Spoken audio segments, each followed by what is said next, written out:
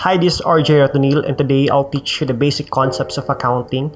These concepts are helpful if you want to learn bookkeeping or if you are just a business owner who just wants to learn how accounting works. So let's discuss number 1, the basic accounting equations. Number 2, debit and credit. And 3, let's have some application. The first accounting equation is asset equals liabilities plus owner's equity. Assets are the resources owned by the business. For example, cash, inventories, office supplies, furniture and fixture, etc., etc.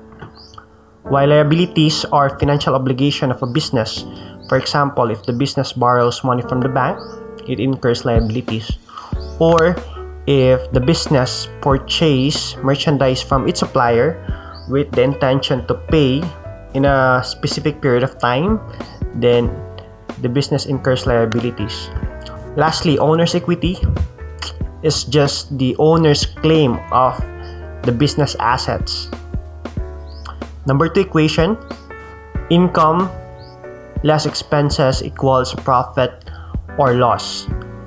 So if the income exceeds expenses, the business has profits. If the expenses exceeds income, then the business incurs a loss. Now let's discuss the concept of debit and credit. So basically the debit is the left side of an account and credit is the right side of an account. That's all to it. Very easy and simple. Now in accounting, there's what we call the double entry system. It just means that in every debit, there should be a corresponding credit. So it makes a recording of transaction balance. Now, the concept of debit credit helps us analyze the behavior of specific accounts. For example, asset and expense tend to increase when debited and decrease when credited. Also, liabilities owner's equity income increases when credited while it decreases when debited. Now, let's use this concept in our application. Let's read the first example. The owner invested $50,000 in the business. As we analyze this transaction, we must answer the question, what accounts increases? Definitely the asset account increases, so we debit the asset account amounting to $50,000. So accounting is a double entry system. In every debit, there should be a corresponding credit. So what other accounts is affected?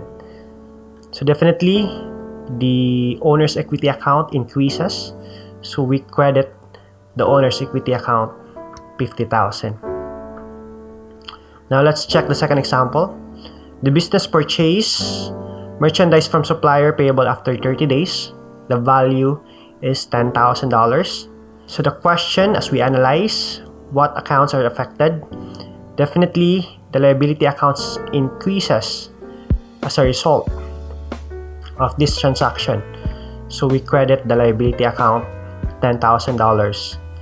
And what other accounts is affected? The asset account increases as a result of the transaction. So we debit the asset account.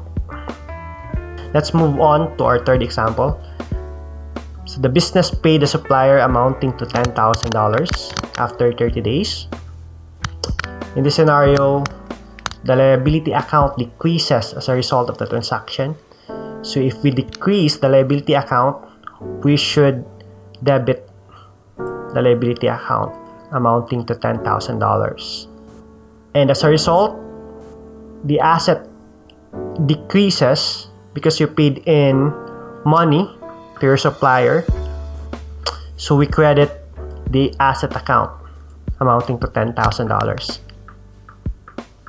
Number 4, the business sold products to its customer amounting to $12,000 cash.